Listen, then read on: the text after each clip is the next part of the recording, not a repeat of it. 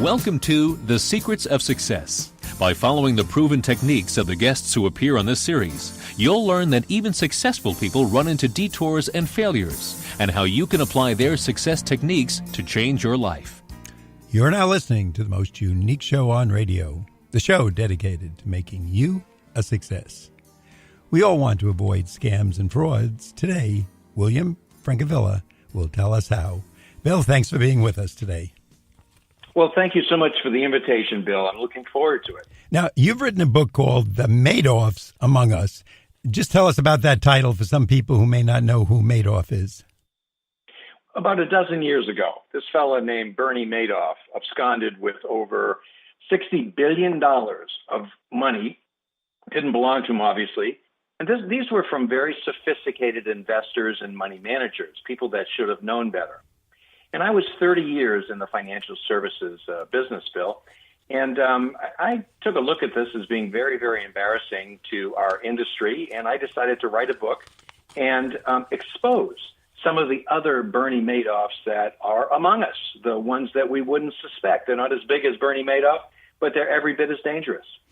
Now, I saw early in your book you mentioned names like Billy Joel, Robert De Niro, the performer Sting.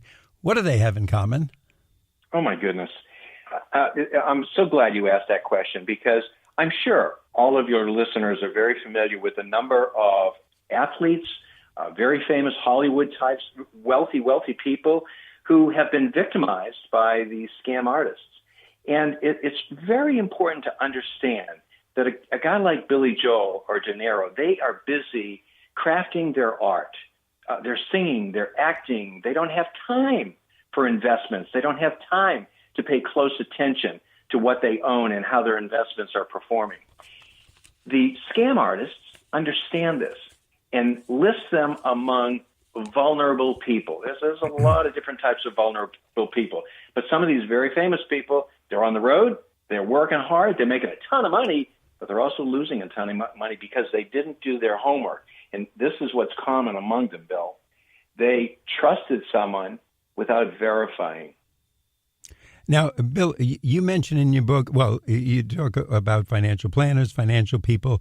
Just as a basic rule, is it kind of a sure sign to be wary if someone is coming to us when the bank is offering 2%, 2.5%, and they say, I've got an investment that's going to return 10% or 12% every 9 months or 16, the higher the better.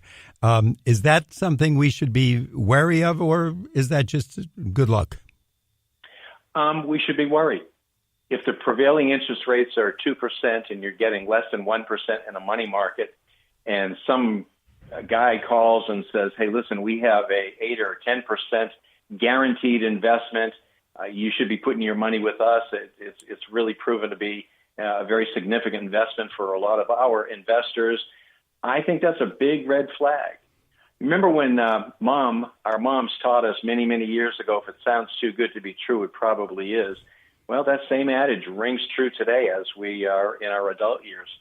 You're right. Now, if I might digress just for a moment, Bernie Madoff did something very, very subtle. And the intersection of a scam artist being extraordinarily subtle, coupled with the naivete of the consumer, not knowing enough about it, that's dangerous. So what Bernie Madoff said, he says, we're not going to knock the cover off the ball, but we are going to get consistent returns between 8 and 10% year in, year out. And he purported to do this through some very, very trying times, 2006, 7, 8. And he was producing, at least on paper, those types of returns. That's subtle. He was crafty. I would always wonder, too, if someone called me, especially if it's one of these out-of-the-blue calls, or how would you like to get a 10% return or something? Mm-hmm. First of all, why are they doing it for me since they don't know me? They must have friends, college classmates, high school classmates, church parishioners, temple parishioners, people in their circle. And why even go outside the circle? If they can get amazing, even more than 10% on an investment, why are they giving it to me or any of these other people? Why not keep it for themselves, borrow money, and get that return and basically retire on it, take the equity out of their house, etc. So that's Sure. the way I kind of hold back. Now, a lot of us go to financial people, financial planners, but I think it's on page 23 in your book. You mentioned some statistics that scare us. Can you read us some of those numbers? Absolutely. And let me prelude this by saying that the overwhelming percentage of financial advisors are really there for the right reasons. Yeah, they're there to make a living. They're there to make a buck, but they are doing their bottom dollar best to provide a very competent service to you and I as consumers, as investors. But there was a study a handful of years ago by the Certified Planner Board of Standards. They were doing a study on senior financial exploitation. And here's what they revealed. But up to 74% of investors may have purchased unsuitable products. They just weren't appropriate for the person. Maybe it was an older investor and it was more of a risky investment. That's contained within that percentage. 58% of advisors omit important facts. That's what this study showed. Now, is that a crime? I think it's darn close to being a crime. Transparency is critical in this business, and it's imperative that all advisors disclose all of the risks and danger signals to any type of investment. But I know people in the investment world who just leave that fact out. Maybe up to 48% have misrepresented an investment, 46% are guilty of negligence or lack of follow-up, 19% committed fraud with intent or lying. And Bill, I think that's the figure that alarms me the most. The previous ones, maybe some human behavior, maybe they forgot, maybe they didn't find one of those pertinent facts very important. But this last one, this was intentional. So up to almost 20% of advisors have actually been have committed fraud with intent or lying. That's pretty alarming. That's one out of 5. Am I correct? Yeah, that's okay. Exactly. Exactly. This underscores the import of really knowing the person with whom you are working. And it takes a lot of questions, a lot of intel on our part as investors. They are charged legally with the responsibility of knowing their customer, knowing you and I. I submit that it's incumbent upon us that we know them every bit as much. Bill, at this point, we like to remind our listeners that you're listening to The Secrets of Success on the voice of Nassau Community College, 90.3 WHPC. I'm Bill Horan, and today our guest is Bill Francavilla. He's telling us about the MADOFFS Among Us and basically the financial scams we have to be wary of. And if you are out there and if you're thinking of investing some money, do yourself a big, big favor and get this book. Bill will give you the information. He'll tell you where we can get it and if there's a website, and that's what he's going to do right now. Great. Well, thank you, Bill. They're available. My books are available on Amazon, Barnes & Noble. Target also has a resource where you can order them through Target. My website is billfrancavilla.com. Francavilla is FRANCAVILLA.com. And there's more information on my website as well. Now, Bill, when people kind of realize they're making a mistake, they've invested $20,000 and someone says, "Oh, you didn't do that. I just read about that in the paper. It's a bad investment." Did they kind of want to hide that? Because it's almost like, I don't want to go to the doctor. He might tell me there's something wrong. Well, yeah. But maybe either a sense of shame or it's better to think my money's okay rather than know officially it's not. Is there something about that people react that way? In my book, I reference the fact that over $100 billion each year is stolen from individuals. That figure is exceedingly modest for the very reason you just suggested, Bill. We are too embarrassed. Maybe we don't realize we've been scammed, but so often we just don't want to fess up. We don't want, this is embarrassing. Oh my goodness, how am I going to tell my wife? How am I going to tell my husband? I can't let this out. This guy took $20,000 from me.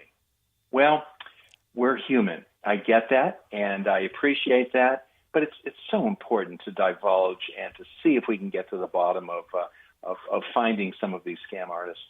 Now, Bill, to be fair to you and to our audience, you're kind enough in your book to admit even you were victimized in the past, correct? I was. Many years ago, I followed an investment opportunity. To your former point, it sounded too good to be true. But I was young and I was a little cocky, and I said, well, geez, I'm going to plop down some money here, and maybe I'm on the ground floor of a big opportunity. Well, I lost my entire investment, as did many, many other people. The perpetrators, the people who were the CFO and the so-called COO and CEO of the company, they all went to jail because they were essentially stealing our money. And you bring up another interesting point. The first rule that I warn people about in the book, the first rule that I want people to understand is you can be scammed. Bill, I know you're a smart guy. I think I'm a pretty smart guy. We don't think we can be scammed to an extent. Well, I've changed my mind. I am going to look myself in the mirror, and I encourage all your listeners to do the same. Look in the mirror and say, I can be scammed. One of the most notorious scam artists, con men of the 20th century, was a gentleman named Simon Lovell.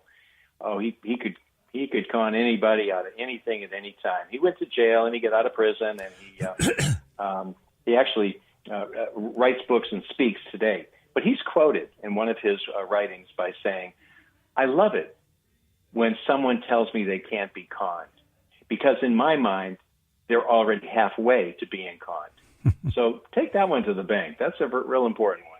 Now, Bill, you help us out with two questions. I think it's on page 28 in your book. Can you tell us what they are that we should ask ourselves before investing with anyone? Yes. Someone, maybe it's our financial advisor, maybe it's someone we met at a Rotary Club or a college reunion or what have you, and they say, geez, I've got this opportunity. It's not for everybody. I want to tell you about it. And they start to describe it.